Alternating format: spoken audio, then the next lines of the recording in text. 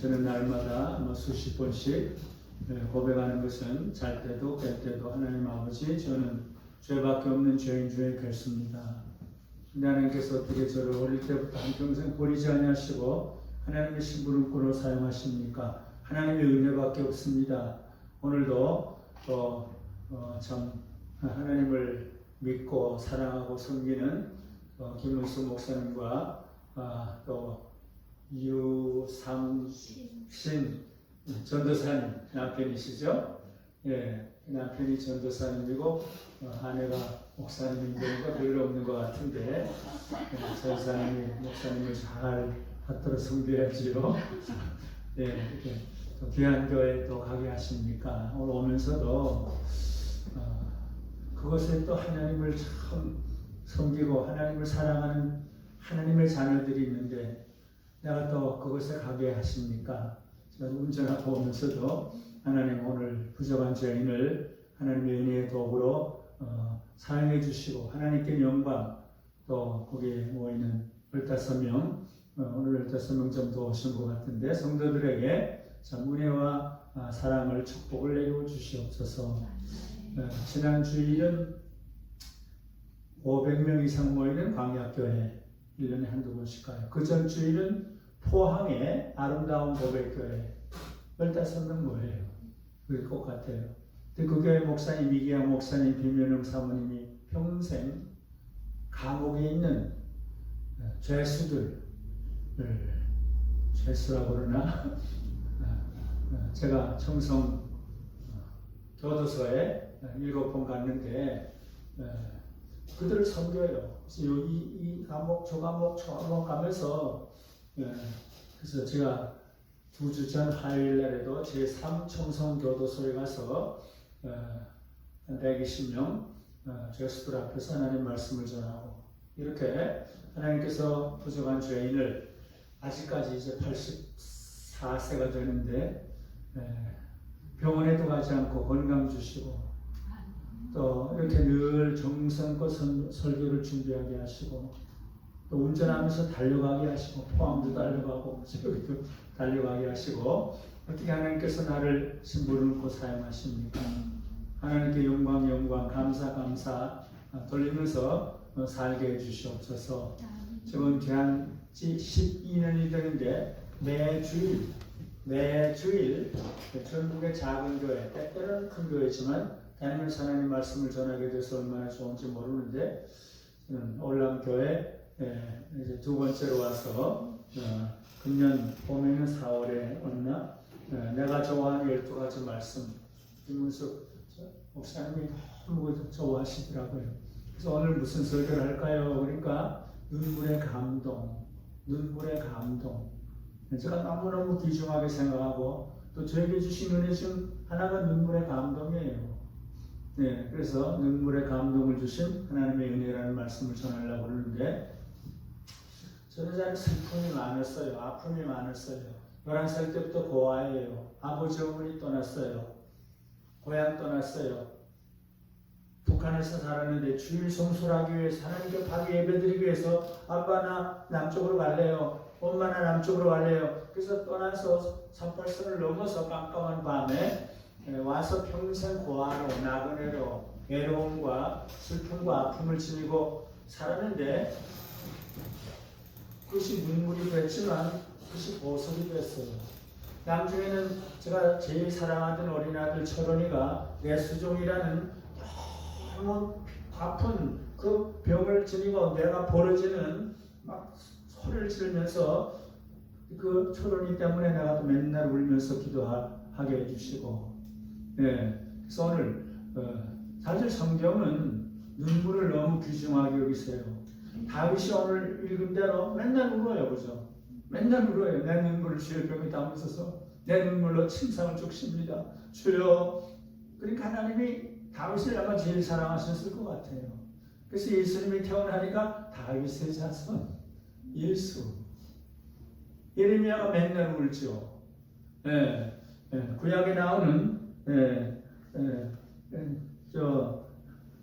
믿음의 선배들이 또 예레미야도 그래요. 어찌하여 내 머리는 물이 됐고 내 눈은 눈물 근원이 될 거 예레미야. 그렇게 되면 살육당한 내 딸 백성을 위하여 주야로 울면서 기도하리라. 그래서 울기를 원해요. 한국의 예레미야 김치선 목사님, 그분 밑에서 고등학생, 대학생 때 그분은 맨날 새벽마다 우는 거예요. 예레미야 때문에. 예. 예수님께서 맨날 우셔요. 아니 하나님의 아들이 왜 우셔요?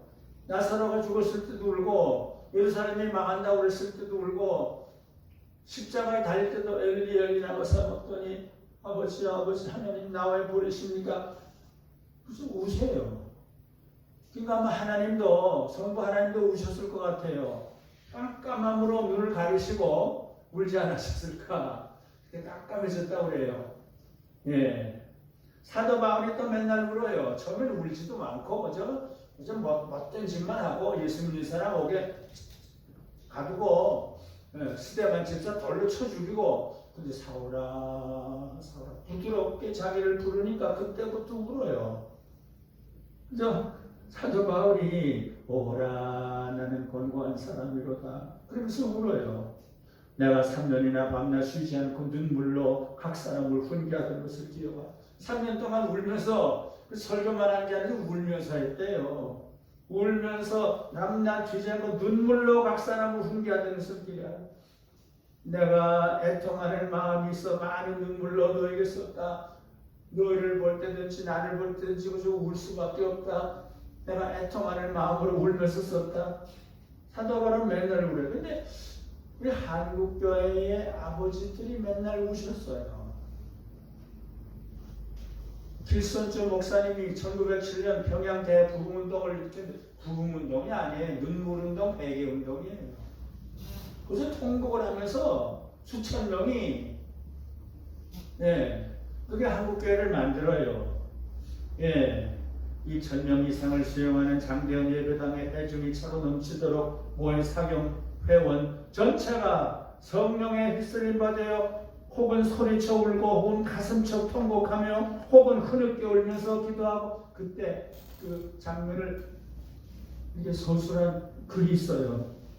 혹은 발을 구르며 자복하고 혹은 춤을 추며 찬미하니 소리 합하여 소리의 기둥은 본제단에 타오른 불기둥같이 하늘로 올라갔다. 일단 길선주 장로예요.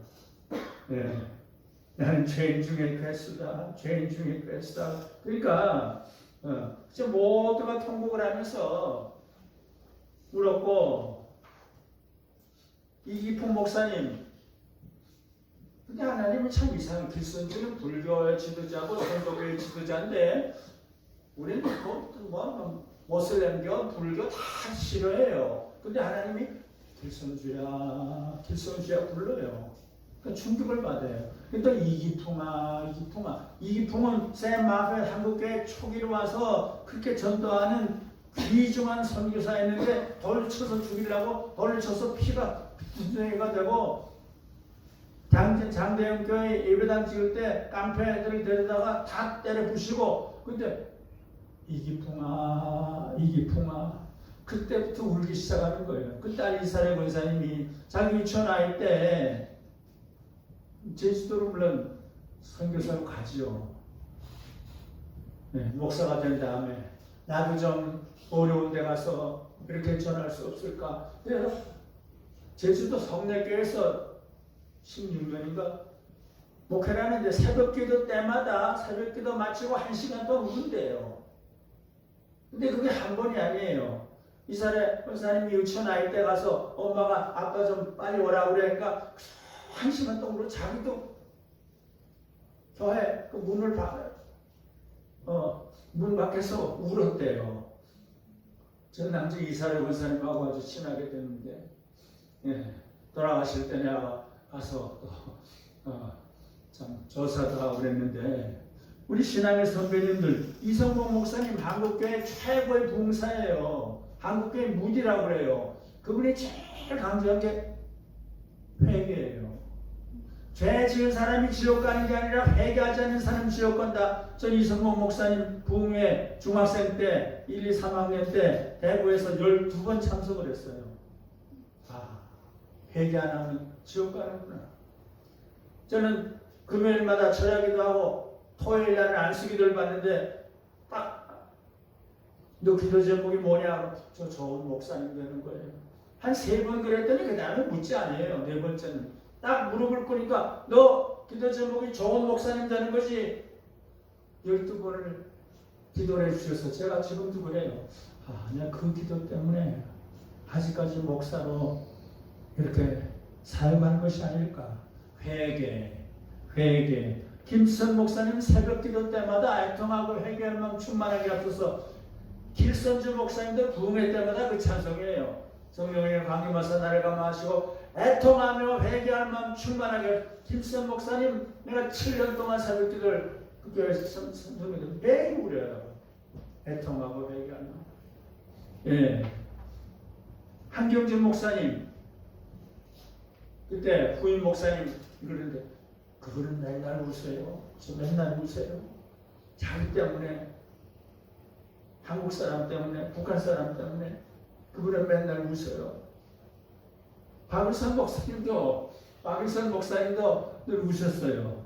그래서 그런데 하나님께서 저에게 주신 은혜가 너무너무 많은데 하나님이여 주의 생각이 내게 어찌 그리 보배로우신지요 그 수가 어찌 그리 많은지요 내가 세려고 할지라도 모래보다 많도소이다. 저는 언젠가 그 성경을 읽으면서 모래보다 많구나 하면서 막 울고 그러는데 하나님이 많은 모래보다 많은 주시는 그 중에 하나가 눈물의 감동을 주신 거예요.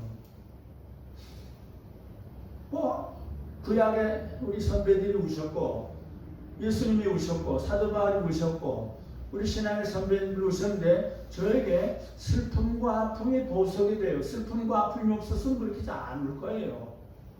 이별의 슬픔, 고아와 나그네로 사는 아픔. 그래서 저는 저에게 하나님이 주신 은혜 중에 하나가 눈물의 감동을 주신 은혜다. 그래서 오늘 설교가 좀 길어질 거예요. 얼마 동안 해야 될지 모르겠는데 1시간이 될지 저 평생에 눈물의 감동을 주신 은혜 9가지 얘기를 하려고 그러는데 그 전에 우선 눈물은 너무너무 귀중한 것이에요.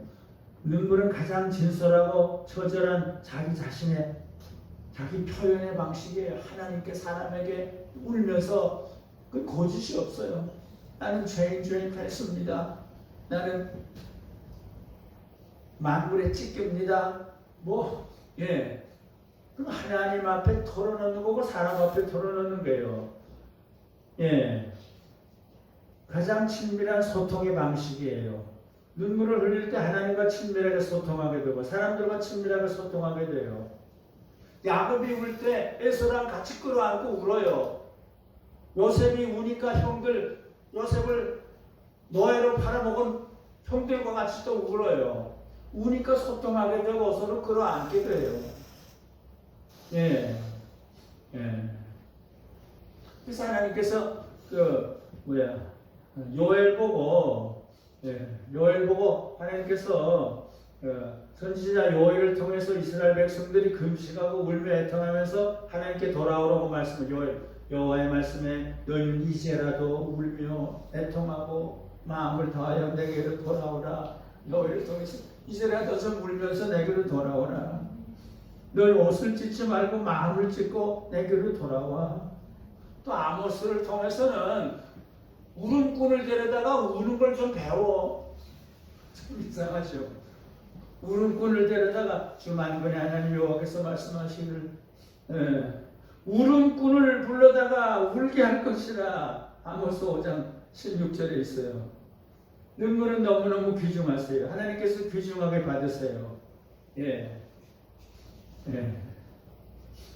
근데 저에게 이런 눈물의 은혜를 주셨는데 그 얘기를 지금 하려고 그러는데 첫째로 제가 고등학생 때 저는 참 하나님을 잘 믿기 위해서 아버지를 따라 아버지 남자 순교하셨죠.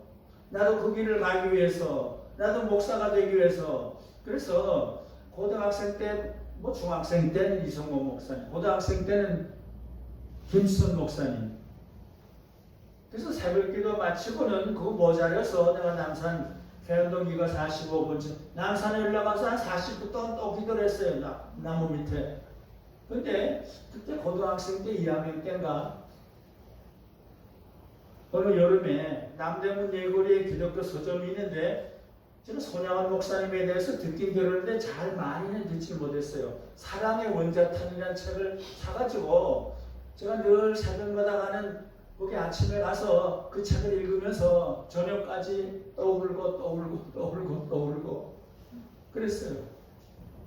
어떻게 이렇게 나환자들을 자기보다 더 사랑할까? 부모와 처자, 자식보다 더 사랑할까? 나환자들과 함께 어느 날 나환자 아이들하고 산에 소풍을 갔대요. 근데 아이들이 손 목사님을 너무 존경하면서 손 목사님이 자기들에게 오지 못하게 했대요. 자기들이 점심에 도시락을 먹으면서 이걸 손 목사님 먹으면 나병에 걸릴 수 있으니까 자기들끼리만 먹는데 손 목사님 막 가서 빼서 먹는 거예요. 제가 그걸 읽으면서 보통 목사님도 병에 안 걸리길 원할 텐데 그들의 도시락을 뺏어 먹었을까? 남중에는 자기의 두 아들 동인이 동신군을 총살한 안재선 공산당 두목 안재선을 불쌍히 여겨요. 저거 불쌍히 어떻게 저거 죽으면 지옥 갈 텐데 내 두 아들은 천국 가는데 저거 용서해야 돼. 아니야 저거 사랑해야 돼. 아니야 내가 저걸 내 아들을 삼아야 돼. 동의안 보고 지금 신문하는 거기 가서 그 사람 때리지도 말고 죽이지도 말라고 그래. 동의양은 처음에는 안 가요. 어떻게 두 오빠를 죽인 사람을 그렇게 사랑해요? 성경에 용서만 하지 말고 사랑도 하라고 그랬어. 살 수 없이 가서 아버지가 때리지도 말랬어. 죽이지도 말. 5분 전에 총살하기 5분 전에 신문하던 군인이 담배를 피우고 있다가 떨어뜨리고 눈물을 흘리면서 위대하시다. 저는 그걸 읽으면서 또 울고 어떻게 이런 사람이 있을 수 있을까? 그래서 저는 아침부터 그날 고등학교 2학년 때인 것 같아요. 밤까지 울고 그러면서 난 전 목사님을 제일 사랑하고 제일 존경했는데 제가 나중에 미국 가서 뭐 페이트 신학교, 웨스민 신학교, 예일대학교, 아키나 신학교, 아이오와 대학 이런 데서 공부를 했는데 예일대학을 석사를 졸업할 때 제가 에드워드 피움 펠로우십 상을 돈도 많이 받았어요. 그래서 그걸 제가 쓰지 않고 총신에 거의 다 보냈어. 손양원 목사님 기념 장학금으로 썼어요. 예. 그래서 첫째 손양원 목사님의 그 책을 읽으면서 운 거고, 둘째는 또 김수선 목사님이 산에 관악산, 삼각산, 뭐저 산기도 하면 난 어디든지 쫓아가는데 대구 주암산에 갔어요. 예. 대구 주암산인데 어느 시간에 저는 그래서 그저 산기도를 잘 좋아했고 부흥회를 좋아했고 이성모 목사님 부흥회, 김수선 목사님 부흥회, 대구 주암산까지 고등학생 때. 그때 어느 시간에 내 주의 나라와 주 계신 성전과 피 흘린 교회를 늘 사랑합니다 찬송을 부르는데 내가 충격을 받았어요. 피 흘려 사신 교회. 어떻게 하나님이 피를 흘려 사셨을까? 우리 사람들이 돌로 나무로 교회당을 지을 텐데 어떻게 하나님이 피를 흘리셨을까? 좀 충격을 받고 울고 또 울었어요. 2절은 부르지를 못했어요. 저 혼자. 늘 사랑합니다. 그걸 나는 늘 사랑 못하는데, 나는 나를 더 사랑하고 누구를 더 사랑하는데, 교회를 늘 사랑 못하는데 회개하면서 울고. 그러니까 옆에 있던 어떤 사람이 학생 무슨 슬픈 일이 있어? 무슨 어려운 일이 있어? 전 대답도 안 하고 한 20-30분 동안 계속해서 울었어요. 피 흘려 사신 교회를. 남중에는 사도행전 20장 몇 절에 피 흘려 사신 교회라는 그 말이 나오더라고요. 예수님이 피 흘려 사셨지. 예수님은 하나님이신데. 그래서 교회를 사랑해야 되는데.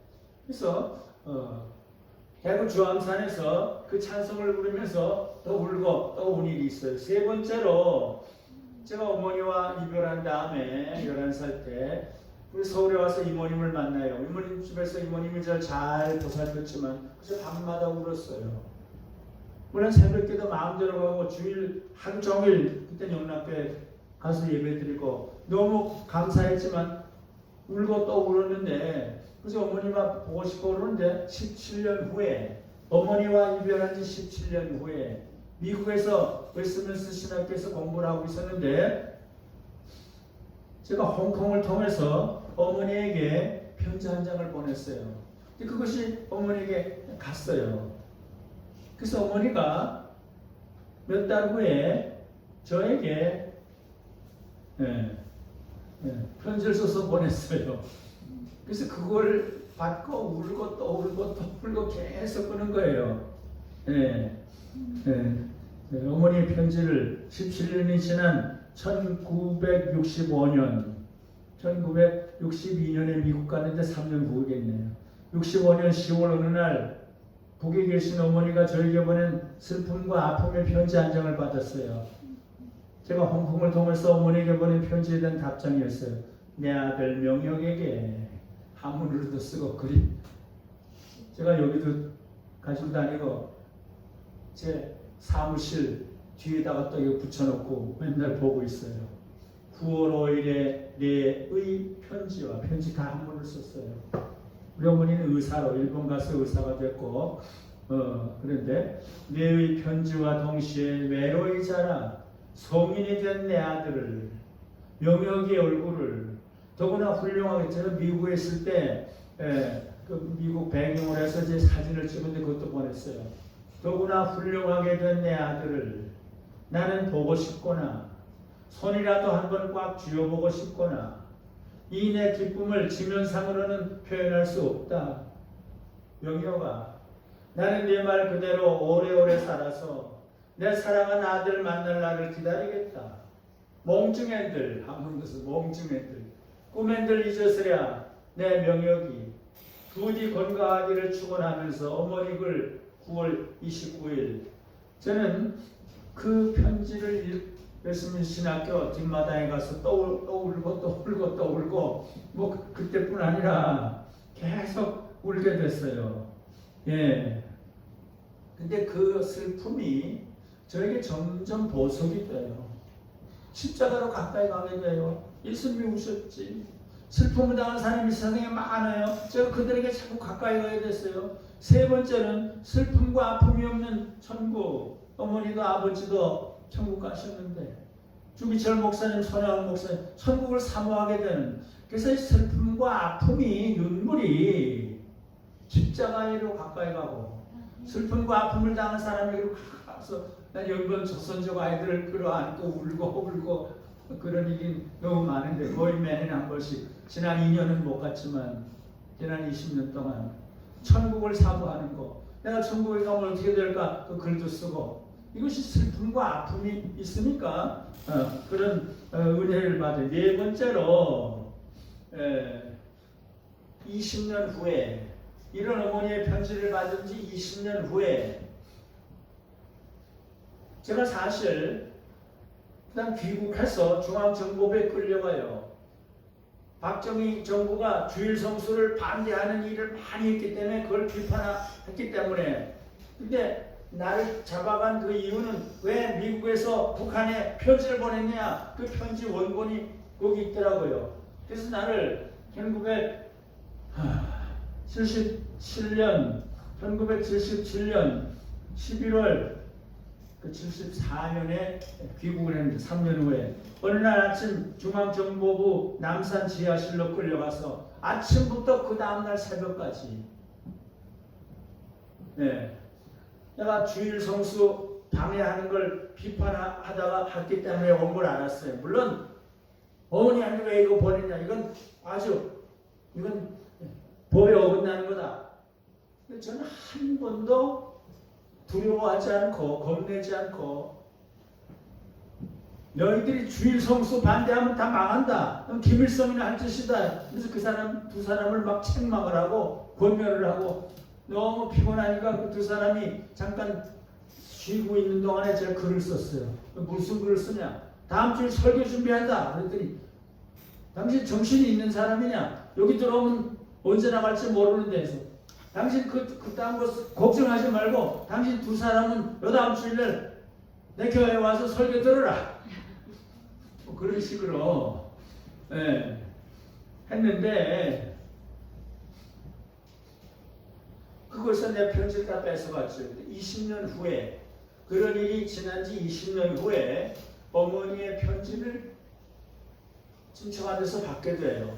제가 미국에 있을 때 그 어머니 편지를 복사해서 여러 사람들을 보내는데 그래서 20년 만에 어머니의 편지를 압수당한 지 20여 년이 지난 1997년 1월 5일 뜻밖의 어머니의 편지 사본 한 장을 이모님 한 분으로부터 전해받을 수 있게 됐어요.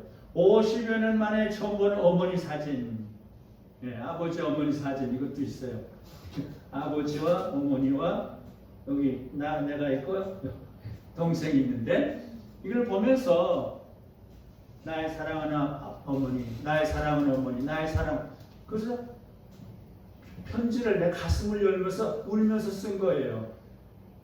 그것이 신문에도 다 보도가 됐는데 그걸 제가 잠깐 읽어드릴 텐데 나의 사랑하는 어머니, 나의 사랑하는 어머니, 나의 사랑하는 어머니 부르고 또 불러도 못다 부를 나의 사랑하는 어머니 부르고 또 불러도 좋고 또 좋은 그 이름 나의 사랑하는 어머니 압수당했던 어머니의 편지 4권을 20여 년 만에 다시 찾아 읽고 또 읽고 그리고 50여 년 만에 처음 본 어머니의 예쁜 사진을 보고 또 보면서 난 어머니를 부르면서 또 불러보았습니다. 부르고 또 불러보았습니다. 아 나의 사랑하는 어머니 너무나 예쁘고 아름답습니다. 나는 나를 부르시는 어머니의 애절한 절규를 한마디 한마디 다시 들으면서 어머니의 가슴에 피 맺힌 아픔과 슬픔을 가슴으로 다시금 느낄 수 있었습니다. 어머니는 나를 너무너무 사랑하셨고 너무나 사랑하시다가 나중에는 나를 남쪽으로 떠나보내시는 가장 큰 희생을 감수하셨습니다.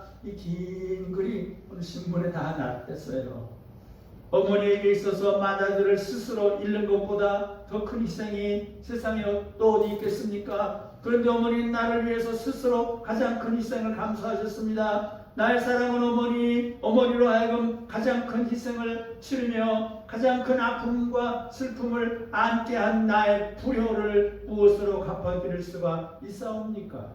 어머니, 나의 불효를 채가시고 또 채겨주시기를 바랍니다. 그렇게도 보고 싶어하는 어머니에게 얼굴 한번 보여드리지 못했고 그렇게도 잡아보고 싶어하는 손 한번 쥐어드리지 못한 채 20여 년이 지났고 30여 년이 지났으며 이제는 50여 년이 지났습니다. 이 몹쓸 불효자식을 채가시고 또 챙겨주시기를 바랍니다. 나의 사랑하는 어머니, 난 어머니가 너무나 보고 싶습니다. 철도 없이 어머니를 훌쩍 떠나 남쪽으로 온 다음 한 2년 동안 나는 어머니가 보고 싶어서 밤마다 남몰래 눈물을 흘리곤 했습니다. 물론 이모님들이 나를 잘 보살펴 주셨지만 나는 어머니가 너무나 보고 싶었습니다. 그런데 어머니의 기도와 하나님의 크신 은혜로 나는 부족함이 없는 한 생애를 살아왔습니다. 아니 너무나 넉넉한 한 평생을 살아왔습니다. 이것이 어머니에게 조그만 위로와 기쁨이 된다면 얼마나 좋겠습니까? 나의 사랑하는 어머니, 주의를 거룩하게 지키며 하나님을 바로 예배하고 싶은 단 한 가지 마음을 가지고 어머니를 떠나 남쪽으로 온 저를 하나님께서는 너무나 많이 사랑하셨고 너무나 많이 축복해 주셨습니다. 마음껏 공부도 할 수 있게 해주셨고 마음껏 하나님을 예배하며 섬길 수도 있게 해주셨습니다. 어머니, 나는 병원에 가는 것도 모를 정도로 건강하게 한평생을 살아왔습니다. 행복한 가정도 이루었습니다. 지금은 여러 가지 일들을 하지만 북한 동포 돕는 운동을 열심히 하고 있습니다. 나의 사랑하는 어머니, 팔순이 훨씬 지나신 어머니께서 지금 살아계시다면 나는 어머니를 마음껏 기쁘시게 해드리고 싶습니다. 어머니의 몸도 씻어드리고 싶고 음식도 대접해드리고 싶고 그리고 어머니의 품 안에서 함께 잠도 자고 싶습니다. 어머니가 지금 하늘나라에 계시다면 먼저 순교하신 아버지를 배울 터이니 어머니의 슬픔을 거두시고 위로와 기쁨을 아버지와 함께 누리시기를 바랍니다. 요사이 나는 하나님께서 어머니를 많이 위로해 주시기를 기도하고 또 기도합니다. 사실 이런 기도는 처음 들어보는 기도입니다. 날 사랑하는 어머니, 난 어머니 배울 날을 날마다 기다리겠습니다. 먼저 천국에 간 어머니의 손자인 나의 사랑하는 아들 철원이 나를 늘 칭찬해 주시면서 나에게 신앙의 뿌리를 심어주신 나의 사랑하는 아버지, 그리고 누구보다도 세상에서 나를 가장 사랑해 주신 나의 사랑하는 어머니를 배울 날을 기다리면서 하루하루 바르고 진실하게 살아가겠습니다. 어머니가 진실하게 사는 법을 나에게 어머니를 사랑합니다. 하나님께서 어머니를 위로하시고 축복하시기를 기도드립니다. 1997년 2월 12일 불효자식 명예학 원림, 제가 그저 이렇게 쓰긴 썼지만 그저 울고 울면서 이 글을 썼고 그 다음에도 또 오르는데, 그럼 5번째 철원이 때문에 제가 제일 사랑하던, 아마 세상에서 제일 사랑하던, 슬픔과 아픔이 있으면 사랑이 더 깊어져요. 태어날 때부터 내 수정이에요. 미국에서 올 때부터, 미국에서 올 때 그저 아프다고 그래서 그죠? 이 운전을 120km 달려오면서 동부에서 서부까지 와서 병원에 입원시키고 그 다음 내려와서 4년 동안 사는데, 그래서 맨날 고통이, 뼈가 부러지고 뼈가 이게 부러지죠. 그런데 철원이만큼 그렇게 순수한 신앙을 가진 사람이 있었을까? 너무너무 순수했어요. 그 얘기를 지금. 그래서 철원이 때문에 저는 눈물로 기도하는 걸 배우게 됐어요. 회개하며 기도하고 천국을 바라며 기도하고 철원을 사랑하며 기도하는데, 제가 4년 동안 그렇게 고통을 당하다가 세상을 떠났는데, 그래서 무덤에 어린 아들을 묻고 돌아와서 이 글을 썼는데, 이것이 총신대학의 그 신문에 났어요. 제자들이 이걸 보고 그저 모두가 그저 감동을 받고 은혜를 받고 그랬어요. 아들 하나 때문에 나에게도 은혜가 되고 우리 제자들에게도 은혜가 되고, 이 글이 총신대보에 그대로 다 실렸는데, 총신대보 1977년 9월 30일에 실렸어요.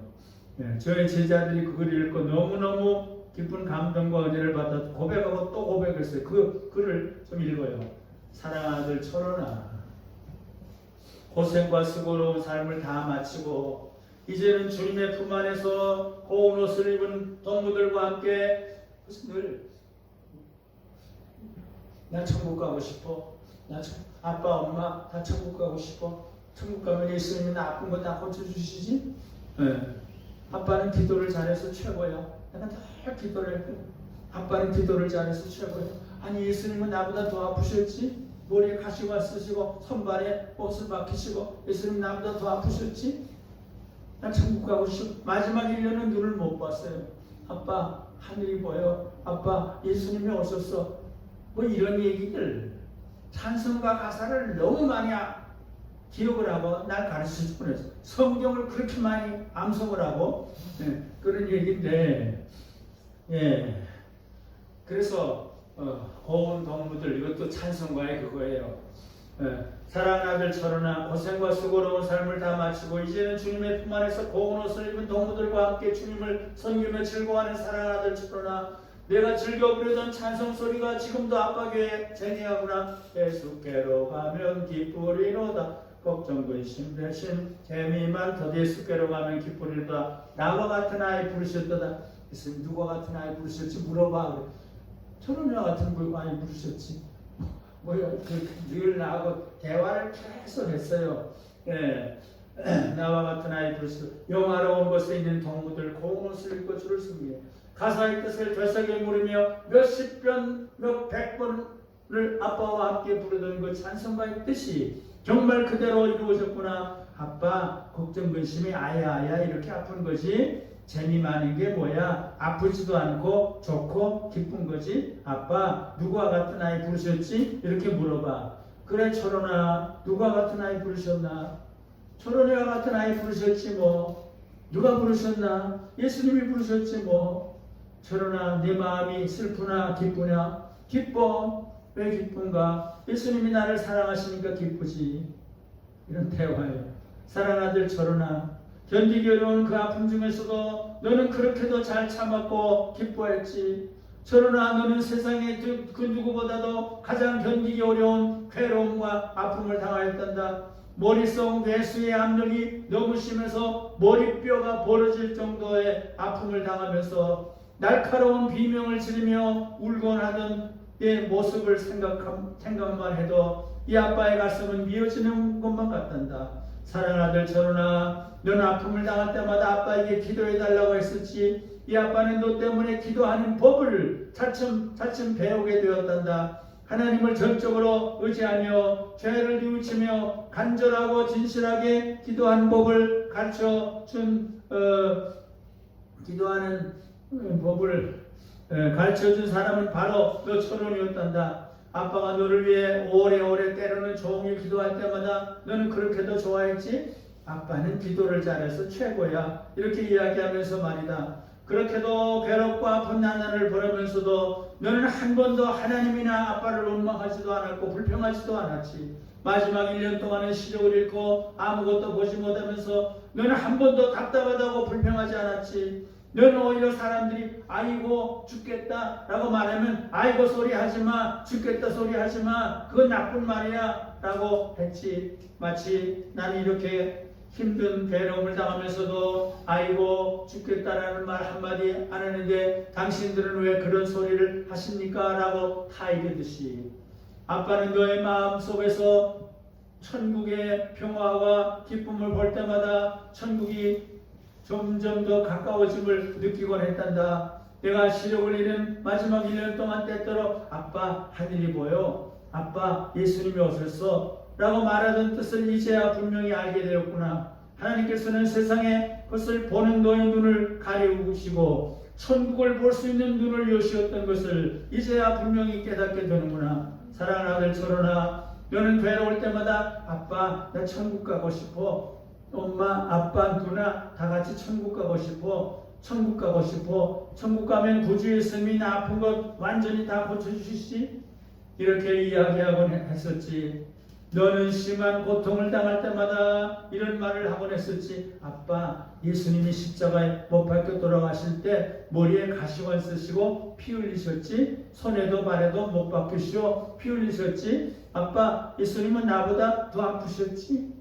내가 하던 말을 생각할 때마다 나의 가슴은 너무도 귀한 아픔으로 가득이 미어지는 것만 같구나. 너는 예수님 앞에 설 때 그래도 조금은 떳떳함을 가질 수 있으리라고 생각한다. 예수님이 너 위에 대한 고통에 몇만 문제에 이르러도 경험했으니 말이다. 고난의 축복을 나에게 가르쳐준 사람은 바로 그 철원이었단다. 사랑하는 아들 철원아 이 땅에서 4년 동안의 너의 삶은 이 아빠를 위해서 산 값진 삶이었단다. 아빠가 졌어야 할 십자가를 내가 대신 졌으니 말이다. 철원아 고맙다. 너는 아빠에게 얼마나 귀한 설교와 간증과 교훈을 주었는지 모른다. 사랑하는 아들 철원아 나는 네가 너무도 귀하고 사랑스럽고 보고 싶구나. 내가 있는 천국이 그렇게도 그리워지는구나. 너는 지금 무덤에서 잠자는 너의 몸을 바라보며 영화로운 부활의 아침을 기다리고 있지. 철원아 아빠도 너와 똑같은 심정으로 예수님이 다시 오실 부활의 아침을 간절히 기다리고 있단다. 사도 요한이 예수여 오시옵소서라고 기도하던 기도가 이젠 아빠의 기도가 되었단다. 조금 더 건너뛰어서 사랑하는 아들 철원아 내가 비록 견디기 어려운 괴로운 삶을 살았지만 그러나 너만큼 귀중한 삶을 살고 이 세상을 떠난 사람도 별로 없었을 것이라고 생각한다. 이렇게 다 그만하고 그 다음 여섯째로 아까 139편을 다 같이 읽었는데 하나님이여 주의 생각이 내게 어찌 그리 보배로우신지요 그 수가 어찌 그리 많은지요 내가 세력할지라도 모래보다 많겠소이다. 제가 1983년 암스테르담에서 빌리그람 전도대회가 있었어요. 너무너무 은혜를 많이 받았어요. 빌리그람 박사님이 진솔한 회개 고백을 했어요. 나는 전에는 그저 얼마나 많은 사람이 왔나, 얼마나 많은 헌금을 냈나, 내가 얼마나 잘했나 그걸 생각했는데 이제는 그게 잘못인 걸 알았어. 자기를 생각하는 그것은 전도자가 할 일이 아닌데 지금 유명한 전도자가 지금 어디 있어? 그 사람 어디 있어? 성결을 잃으면 겸손을 잃으면 아무것도 아니야. 그래서 자기는 지금 그런 거 생각 안 해. 그래서 예수님 십자가만 바라봐. 그래서 제가 울면서 그 집회 때 마룻바닥에 무릎을 꿇고 울었는데 이게 돌아가는 길에 아이슬란드 리카백에 잠깐 들렸어요. 아이슬란드 리카백에 잠깐 들려서 제가 시편 139편을 읽어요. 여호와여 주께서 나를 감찰하시고 아시나이다. 주께서 나의 안고를 숨을 아시며 나의 길과 눕는 것을 아시며 내 모든 행위를 이렇게 하시오니 여호와여 내 혀의 말을 알지 못하는 하나도 없으십니다. 그 다음에 하나님이여 주의 생각이 내게 어찌 그리 보배로우신지요 그 수가 어찌 그리 많은지요 내가 세례고 할지라도 모래보다 많다. 저는 그게 충격을 받고 어쩔 줄을 몰랐어요. 다윗은 모래보다 많다고 그랬는데 그렇구나. 내가 어릴 때부터 38살 넘을 때부터 이럴 때 미국에서 공부할 때부터 여기 암스테르담에 올 때부터 아니 암스테르담에서 이제 카나다 어디로 가려고 그럴 때 내 가방 여권 비자 뭐 비행기표 뭐 돈 성경책 카메라 등 가방을 도둑질해간 그 일도 포함해서 전 사실 충격을 받긴 받았어요. 그것까지도 하루 반 만에 그걸 다 찾아요. 미국 대사관, 한국 대사관, 카나다 대사관에 가서 여권도 뭐도 다 하고 비행기표도 다 하고 돈도 그러면서 모래보다 많구나. 도둑 맞는 것도 끌려가서 고문을 당하는 것도 그 수가 어찌 그리 많은지요. 내가 세례할 때라도 모래보다 많습니다. 저는 그걸 읽으면서 벌써 제가 또 울고 그날 밤은 어찌 그렇게 운 일이 있어요. 일곱 번째로 이건 전에는 이제 하지 않았던 건데 남미 도미니카에 선교 대회가 있었어요. 남미 방지엘 목사님과 참 세계 곳곳에 귀중한 선교 사역을 하는 선교 지도자들이 함께 모인 대회였어요. 첫날 방지엘 목사님이 그 고백적인 설교를 했는데 모두 충격을 받아요. 그저 뭐 이래라 저래라 설교가 아니에요. 104세에 세상을 떠나신 제가 너무 존경을 하는 저를 너무 사랑해 주신 방지일 목사님의 그 말씀을 비롯해서 뭐를 잠깐 뒤로 돌리고 이게 좋군요. 거의 다 방지일 목사님께서 이렇게 하시고 그 며칠 동안 눈물의 집회였어요. 눈물의 감동을 주신 또 하나의 인연은 2005년 10월 중남미 도미니카 선교대회에 참석해서 은혜와 감동을 받으면서 눈물을 흘리고 온 일이었습니다. 중남미의 조그만 섬인 도미니카 공화국의 산타 도밍고, 한국과 미국과 중남미 곳곳에 80여 명의 선교 지도자들이 함께 모여서 그냥 보통 선교사들이 아니에요. 선교 지도자들. 기도하고 찬양하고 교제하고 발표하면서 세계 선교에 대한 비전과 전략을 함께 나누면서 모색하는 도미니카 선교대회는 은혜와 감동이 충만한 눈물이 충만한 너무나 선교대 큰 대회였습니다. 그래서 한 5가지 첫 번째는 그 제목만 얘기해요. 한국교회 선교의 아버지라고 할 수 있는 96세 방지일 목사님께서 기도회 메시지를 전하셨는데 선교대에서 선포된 메시지 중 가장 감명 깊은 은혜와 영감이 충만한 메시지였어요. 확신에 넘치는 쟁쟁한 목소리로 놀라운 기억력을 지니고 전하신 에스겔 39장 8절 한 절 말씀에 대한 깊고 폭넓은 강해 설교에 참석자들은 모두 감탄을 금할 수가 없었어요.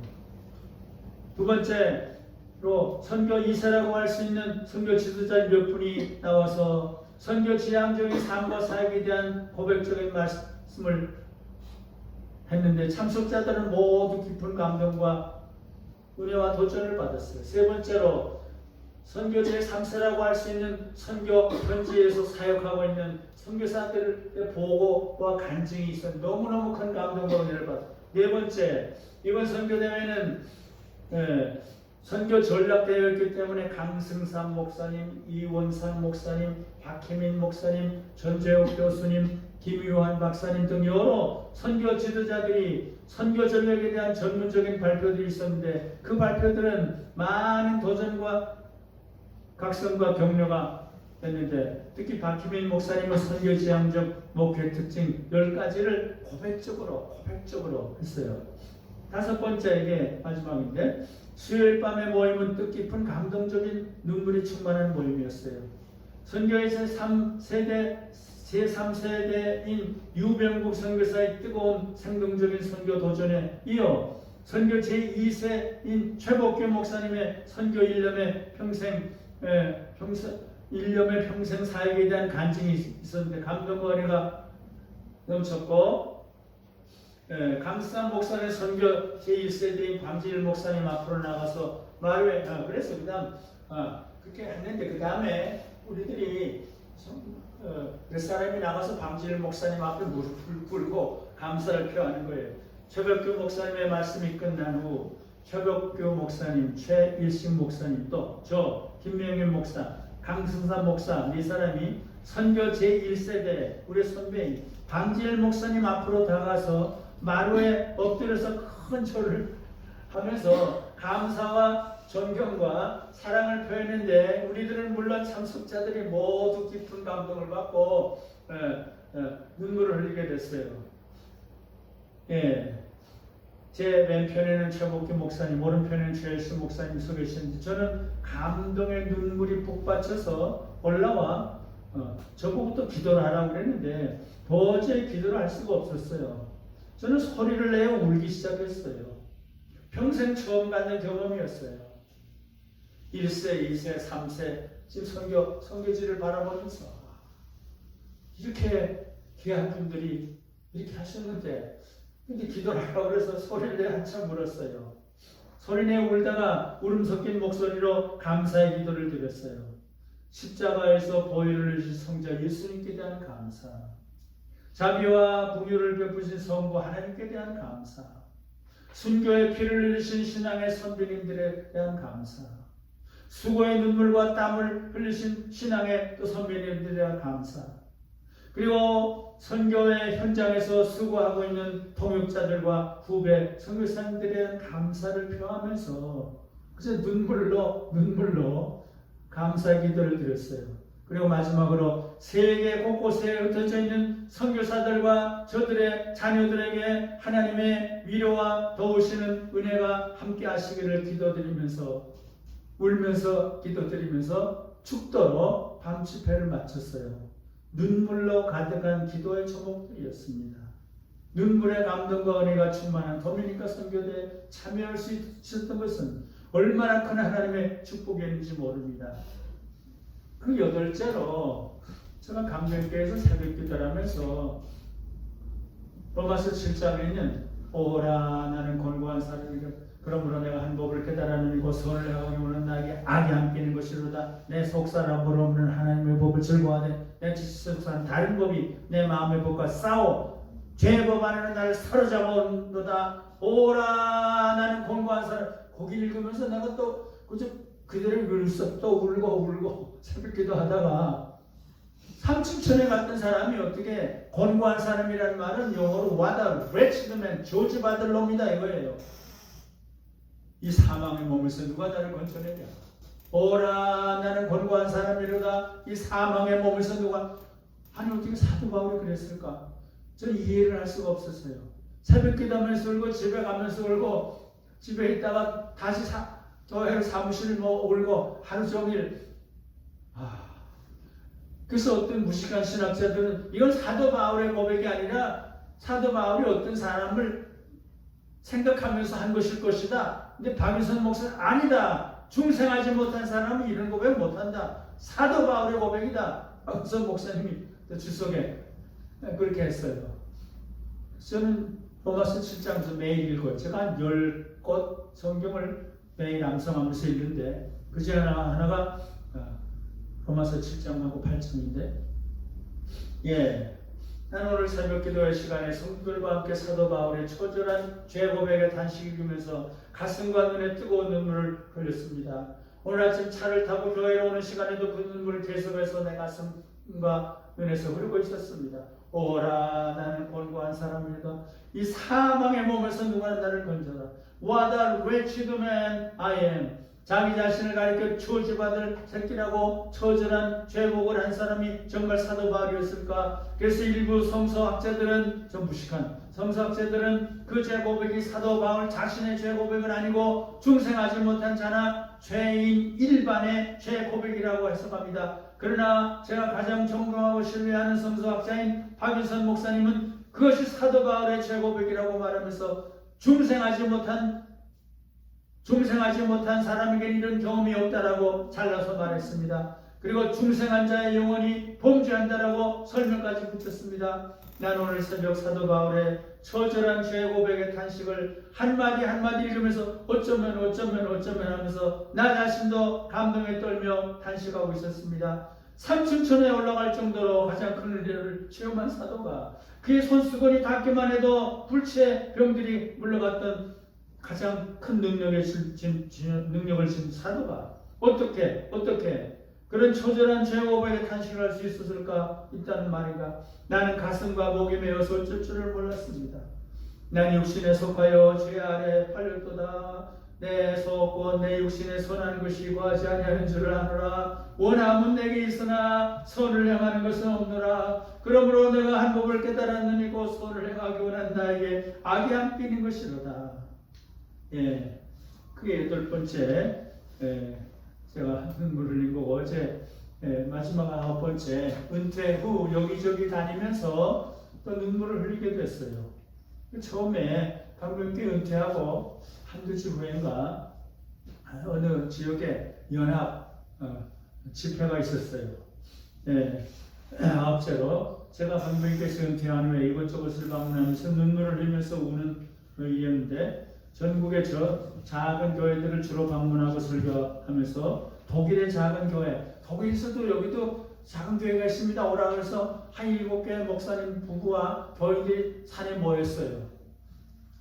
저는 그래서 제 간증적인 고백적인 얘기를 했더니 이건 여기는 없는, 이건 여기는 쓰질 않았는데 마지막 그 집회하고 인도하던 목사님이 안수기도 받을 사람이 있으면 오세요. 한 30명이 나올 줄 알았는데 아마 1시간 반은 했을 것 같아요. 거기 100여 명이 다 나와서 그때 그저 울고 어떤 사람은 예언과 같은 기도였습니다. 난 누군지도 모르고 했는데 나의 삶의 예언과 같은 기도였습니다. 그래서 한 1시간 반 동안 100여 명이 다 하고 그 다음 날인가 또 나는데 그래서 다 안아달라고 그래요. 그래서 끌어안고 울고 또 어떤 여자가 안아달라고 그래서 안아줬더니 누구냐 그래서 여기서 공부하고 있습니다. 근데 거기 7 목사님 중에 한 분이 제 며느리입니다. 또 안아달라고 그러고 그래서 그런 경험도 있고 이런 경험도 있는데 독일에 지금 그러니까 그 중에 한두 가지만 부활절 새벽부터 흐르기 시작한 부활절 은퇴한 어때요? 며칠 후에 부활절 몇 달인가 흐르기 시작했던 뜨거운 눈물이 지난 며칠 동안 하염없이 흐르고 있습니다. 덕양 기독교 연합회가 주관한 부활절 새벽 예배 장소에 도착할 때까지도 나의 마음속에는 부활에 대한 감격보다는 일종의 부담, 이거 집회 와서 어떻게 할까, 이런 부담이, 무거움이 자리 잡고 있었습니다. 그래서 나는 강대에 오르는 순간 내가 앉을 의자 앞에 무릎을 꿇었습니다. 대단한 기도를 한 것은 아니었습니다. 그런데 그 순간 뜨거운 눈물이 눈과 가슴에서 쏟아지기 시작했습니다. 나 위해 죽으시고 나 위해 부활하신 주님께 대한 회개와 감사의 눈물이었습니다. 사실 나는 설교를 시작하면서 감격에 붙여서 말을 제대로 하지 못했습니다. 특히 설교의 마지막 부분에서 배신자 베드로와 여섯 제자들에게 하신 주님의 부드러운 음성을 전했을 때 나의 가슴은 황송함의 감격으로 떨고 있었습니다. 얘들아, 너에게 고기가 있느냐? 지난 며칠 동안 이 질문을 상기할 때마다 나는 회개와 감사의 눈물을 흘리곤 했습니다. 덕양에서 부활절 새벽 예배를 마친 후 우리 부부는 강경교회로 달려갔습니다. 은퇴 후 10주 만에 부활절 새벽 예배를 마친 후 우리 은퇴한 10주 만에 강변교회로 달려간 것이었습니다. 1층 식당에서 만난 권사님들과 집사님들이 나를 만나자마자 아무 말 없이 내 손을 잡고 눈물을 흘렸습니다. 나도 눈물을 흘렸습니다. 보고픔과 반가움과 사랑의 눈물이었습니다. 보고픔과 반가움과 사랑의 눈물은 예배 전에도 예배 중에도 예배 후에도 이어졌습니다. 반가움의 포옹은 수없이 많이 이어졌습니다. 본래 눈물이 많은 이용환 집사는 나를 보자마자 눈물을 줄줄 흘리며 눈물을 주체하지 못했습니다. 본래 눈물이 적은 강영희 집사는 나를 보자마자 눈물을 줄줄 흘리면서 30여 년 동안 미운정 고운정 다 들었는데 눈물을 흘린 것이 당연하지 않습니까? 라고 말했습니다. 보호품과 반가움과 사랑의 눈물을 흘린 행복한 하루였습니다. 그 다음에 계속하셨습니다. 나는 지금 중국 연변에 와서 그 아들, 어려운 아이들을 20여 년 동안 연변 중국 연변에 와서 또 다른 종류의 눈물을 하면 여기 가도 울고요. 그래서 엄마는 북에 잡혀갖고 뭐 어떻고 그래서 가는 곳마다 슬픔의 일이에요. 그들이 그런데 참 한 달에 5만 원씩 그래서 주는 거밖에 없는데 그렇게 고마워하고 내가 행복이란 단어를 저는 모를 뻔했습니다. 뭐 그러면서 또 울고 이런 게 많이 있었어요. 가난과 고난의 슬픔과 아픔 중에서 자라가는 불쌍한 우리 조선족 어린이들과 학생들을 만날 때마다 나는 저들의 슬픔과 아픔을 함께 느끼면서 슬픔과 아픔의 눈물을 흘리지 않을 수가 없었습니다. 우리 일행은 호텔에 들려 여장을 풀지도 못하고 그저 그 길로 즉시 왕청으로 달려왔습니다. 소형버스로 2시간 달려서 왕청에 도착했습니다. 이번에 긴급 지원하게 된 4가정을 일일이 찾아보기 위해서였습니다. 엄마 아빠 없이 할머니 손에서 자라가고 있는 8살 난 정권일이는 심리되는 초등학교를 걸어서 다니는데 학교에서는 점심을 제대로 먹지도 못하고 집에 돌아와서는 반찬도 없는 법을 정신없이 먹어치우는 손자를 바라볼 때마다 할머니는 가슴으로 눈물을 흘린다고 말했습니다. 8살 난 이봉김은 간염으로 고생하는 엄마와 함께 둘이서 살고 있는데 엄마는 병원에도 한번 가보지 못하고 오직 어린 딸에게 모든 소망을 두고 하루하루 아픈 몸으로 품발이를 하면서 최선을 다해 성실하게 살아가고 있습니다. 나의 집사람은 봉님이 엄마와 헤어질 때 둘이 한동안 부둥켜 안고 슬픔의 눈물을 흘리고 있었습니다. 우리 일행은 모두 가슴에 슬픔과 아픔의 눈물을 지니고 연길로 돌아와서 된장찌개 하나로 저녁 식사를 하고 호텔에서 여장을 푼 후 하룻밤을 편하게 잤습니다. 미안한 마음만 들었습니다. 화요일 아침 식사를 한 후 우리 일행은 2시간 거리에 있는 화령으로 달려갔습니다. 결혼 가정과 긴급 지원 가정 8가정을 일일이 찾아보기 위해서였습니다. 난 한 가정 한 가정을 방문할 때마다 또다시 하염없이 흐르는 눈물을 주체하기 힘들었습니다. 대부분의 홀 엄마, 홀 아빠는 각종 질병으로 고통을 당하고 있었습니다. 다리 하나를 제대로 쓰지 못하는 홀 엄마와 함께 사는 초등학교 1학년 박섬 어린이는 예쁘고 착하게 생겼는데 너무너무 가난하고 불쌍했습니다. 탈북 여성 엄마가 어디론가 도망가서 홀 아빠와 함께 사는 초등학교 1학년 이화 어린이는 엄마가 너무 보고 싶어서 울면서 엄마에게 편지를 쓰곤 한다고 했습니다. 가장 슬픈 이야기는 식물인간이 된 엄마를 눈물과 사랑으로 쓰다듬으면서 착하고 예쁘게 살아가고 있는 라혜연이의 이야기입니다. 엄마 임계함은 한국에 와서 일하다가 뇌출혈로 쓰러져서 식물인간이 되었고, 그래서 그 엄마를 제가 계속 가서 기도하다가 이제 세상을 떠나게 된 일인데, 이건 뭐다 그지 계속 우는 일이에요. 그저 하나만 그나마 빈곤하고 어렵게 살아가는 사람들이 조그만 빛을 볼 수 있었던 건 이거는 어떤 아이들이 내게 뭐 수없이 많이 편지를 썼어요. 안녕하십니까? 저는 이제 고마운 분들의 후원을 받게 될 팔가자 중학교 3학년 5반에 다니고 있는 라혜연입니다. 라혜연이 참 예쁜 아이인데 저는 꿈에도 생각지 못했던 이 현실 앞에서 몽해지고 말았습니다. 세상에 어떻게 이렇게 고마운 분들도 있구나.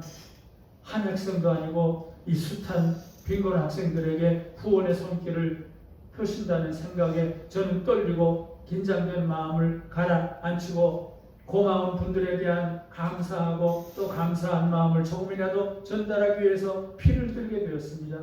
이 편지가 지금 방에 이렇게 많이 있어요. 제 사무실에.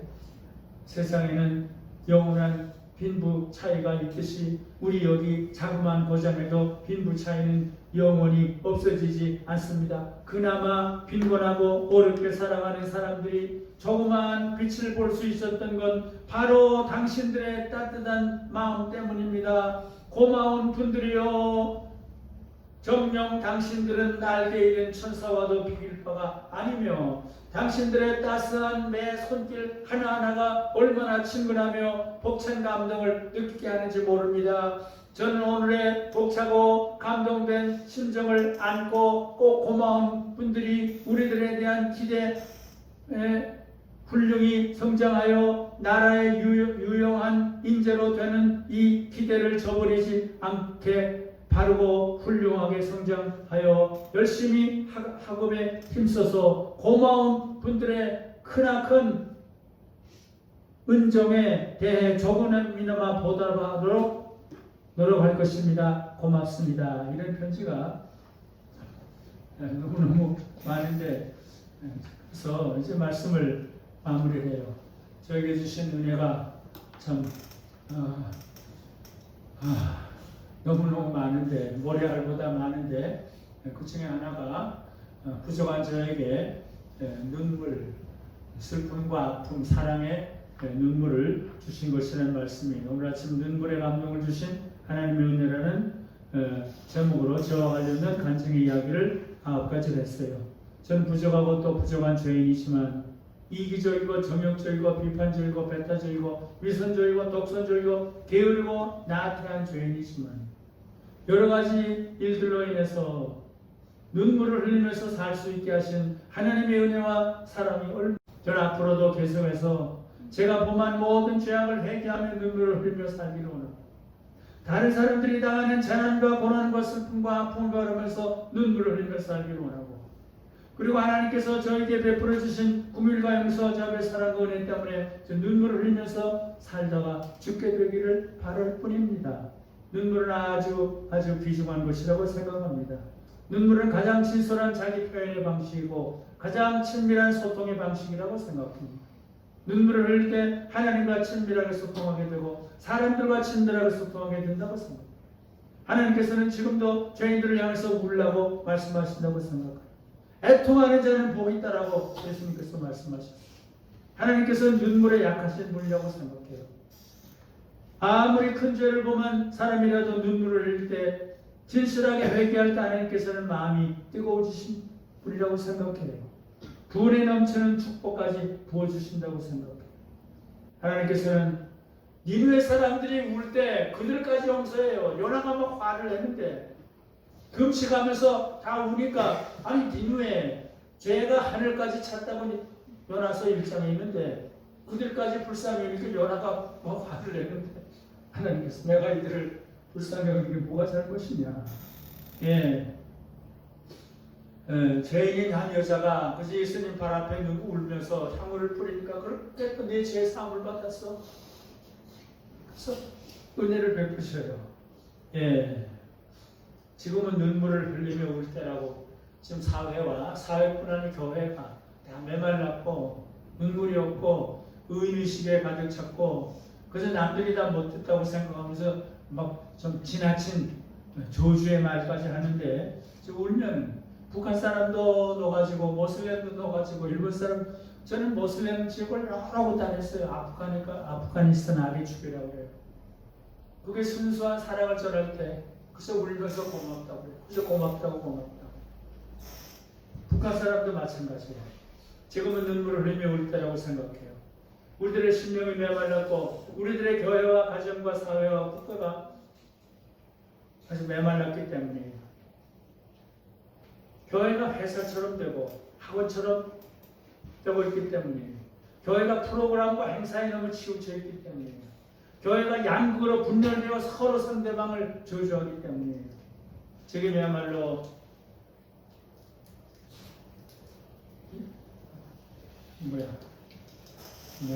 요새처럼 뭐지? 예수와 누구지? 예수의 동생? 야곱. 그렇지. 갑자기 야곱처럼 그저 울면은 다 된다. 야곱이 우니까 에서를 보고 형님 보니까 하나님 얼굴 봤습니다. 그러니까 그냥 에서가 딱 울잖아요. 예. 요셉이 또 우니까 형들이 다 울고. 예. 저는 그런 눈물이 너무 필요하다라고 생각을 해요. 그래서 하나님께서 우리들에게 눈물을 부어주셔서 우리들이 서로 하나가 되고 하나님과 친밀하게 되고 모두가 다 감동을 받아서 십자가 앞으로 하나님께로 돌아오는 놀라운 역사가 김은숙 목사님